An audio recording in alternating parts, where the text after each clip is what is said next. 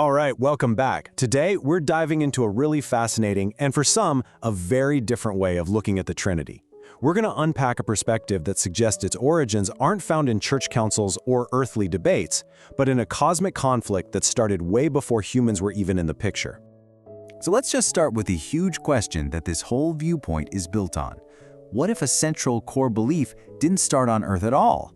What if it was actually the end result of a massive power struggle in the heavens? That's the mystery we're going to unravel today.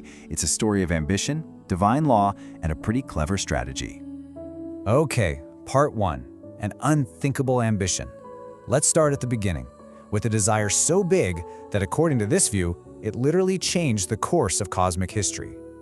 So, what kicks this whole thing off? Well, it all comes down to a single driving motivation. We have to ask, what did the being known as Lucifer want more than anything else? The answer to that question is the foundation for this entire line of thought. Now, the main piece of evidence this whole argument leans on is this passage from Isaiah, and it's seen as more than just a statement of pride. It's read as a clear step-by-step plan. Let's look at the words, exalt my throne, then sit upon the mount of the congregation, and the final endgame, I will be like the Most High. Each one is a specific goal. So when you break it down, that one passage really outlines 3 connected ambitions. First, exalt his throne, not just have a throne, but make it the highest. Second, sit upon the mount of the congregation, which is interpreted as a desire to be the center of worship. And third, the ultimate goal that ties it all together, to be like the Most High, to have equal status, equal position, equal power. And here's a really key distinction in this interpretation. The goal wasn't a hostile takeover. It wasn't about overthrowing God to take his place. It was about expanding the board, so to speak. The desire was to sit with God as an equal partner, sharing in the power and the worship. This idea of becoming a co-equal is the hinge on which this whole story swings. So section 2, the divine declaration. As you can imagine, this ambition immediately slammed into a huge, immovable wall, a fundamental law of the universe. Which leads to the obvious question, right? Why was this impossible? I mean, if this being was so incredibly powerful, what could possibly stand in the way of achieving that co-equal status? Well, the answer, according to this argument, is found in God's own words about who he is. This viewpoint points right to these verses as the divine stop sign. The first one is just absolute. Beside me, there is no God. Full stop. It's a declaration of total uniqueness. And the second one is just as final. My glory will I not give to another. This just shuts the door completely on the idea of sharing divine honor or worship with anyone. And this all boils down to a core theological idea called divine singularity.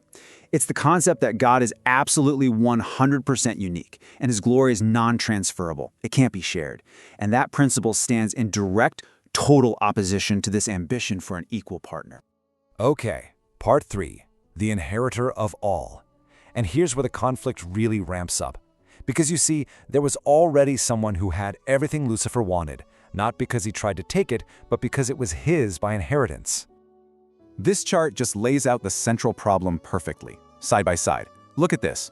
Everything Lucifer wanted, the Son already had by right. He wanted an exalted throne. The Son is told, "Thy throne, O God, is forever and ever." He wanted to be worshipped. The command goes out, "Let all the angels of God worship him." He wanted equality with God. Well, the very nature of being the Son implied that equality. Everything that was sought by ambition was already possessed by inheritance.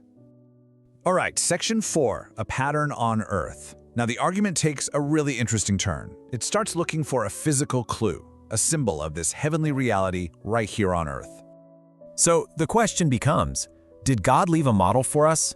Is there some tangible object in the biblical record that acts as a blueprint or a symbol for this shared authority, this dual throne of the Father and the Son? And the answer, according to this viewpoint, is yes. And it's found in a very specific and maybe overlooked piece of furniture from the ancient Israelite tabernacle, the table of showbread. This table is presented as the key physical clue. And it's not just the table itself, it's the specific design that's seen as so symbolic. First, the bread was arranged in 2 equal stacks, not one big pile. And second, the table itself had 2 golden crowns around its edge, not one.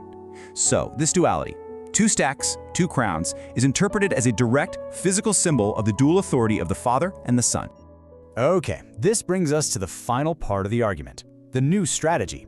Since the direct approach to join this divine partnership failed, this perspective suggests a plan B was put into motion to achieve the very same goal.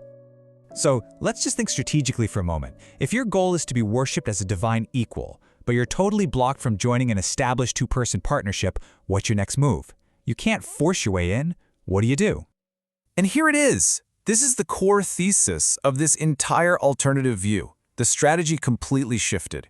If you can't force yourself into the Godhead to make it a party of three, you instead introduce the idea of a divine three to humanity. The new goal becomes to convince people on earth that there's a third, co-equal divine person who also deserves worship, which fundamentally changes how we understand God. This quote just ties it all together perfectly, doesn't it? The attempt to get that legitimacy failed. So the battleground moved. It went from a direct heavenly confrontation to a long-term theological campaign right here on earth. The goal, to be worshipped as an equal, stays exactly the same, but the method changes completely to convincing us, humanity, to worship a newly introduced third divine being. And so, this whole perspective leaves us with one last really provocative question that kind of flips a common argument completely on its head. You know, we often hear that ancient pagan trinities might have influenced later Christian thought. But this viewpoint asks, what if it's the other way around?